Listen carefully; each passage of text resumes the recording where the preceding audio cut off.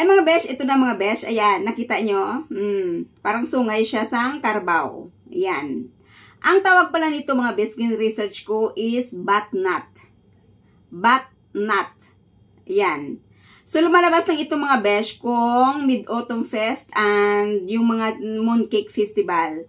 Pag kumain ka daw nito mga besh, naghahatag sa imo sang good luck. So, good luck sa akon sa mga dream ko sa kabuhi. Sana matupad. So anyway, kainin natin kung ano ba talaga ang laman nito at ang lasa nito mga bes. First time ko kumain nito mga bes. Tara, tikman na natin. Actually mga bes, super tigas. Super tigas siya mga bes, oh. Super tigas siya, oh. Ayan. Daw sungay, gid siya isang Carabao. Pero naamoy ko mga bes, nga ado baho lutak. Nga ado baho siya lutak. So anyway, tikman na natin. So are, may gunting ako. Kadaw ka ano sa iya. So dire sa iya bala nga po nga ulo sinadi mga besyo. Ayan, hambal ni Lula, ginhambal ko kay Lula.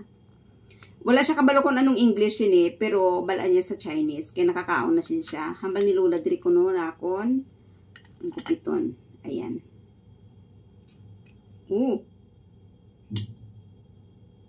Napakatiga. Ayan. Ayan na. Napakatiga mga besh. Ayan siya, oh.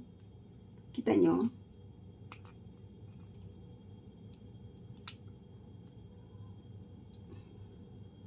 Ay, ayan. Oh. Ganyan ang kanyang laman. Uy. Yan mga besh, ang laman niya, oh. Daw shape man sang sungay ang iya nga unod. Ayan. Ayan. Ayan ang kanyang laman. Nakita nyo? Ayan. So, try natin. Manamit siya. Hindi siya bad. Kaya lang, do amoy lutak. Alam nyo yung Carabao nga naglumoy sa lutak. Do amo nang iya nga baho. Pero ang iya nga uno, do chestnut. Nga may pagka, ano siya, do may, ano siya, pagkagasrang-gasrang siya, oh. Pero okay naman ang ano niya, ang iya unod, daw chestnut siya mga best. Kaya lang ang hirap talaga, ang hirap talaga kainin nito. Pabudlayan ka gid ang cheese. Ay, buto. Pabudlayan ka gid mga bis antes ka makakaon sini. Hindi siya basta-basta.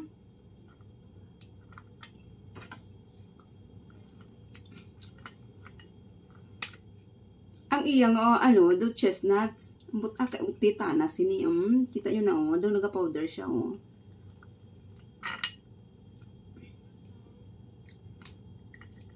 Pero talagsa lang nini mo makita sa sa market.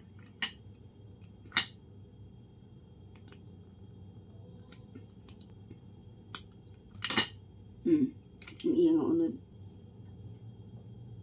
But ado katalaka tanakan unsini. So muna mga besh no. Daw chestnut ang iya nga unod nga daw liso ka lang ka.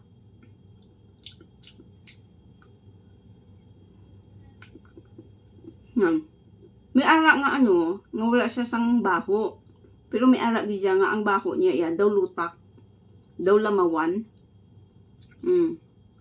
Daw ulo siya kakarbaw. Nga ang ara nga may baho siya nga daw lutak nga daw lamawan. Kaya siyempre ang karbaw naga lumoy sa lutak muna guro. Ari kali mga bes mapos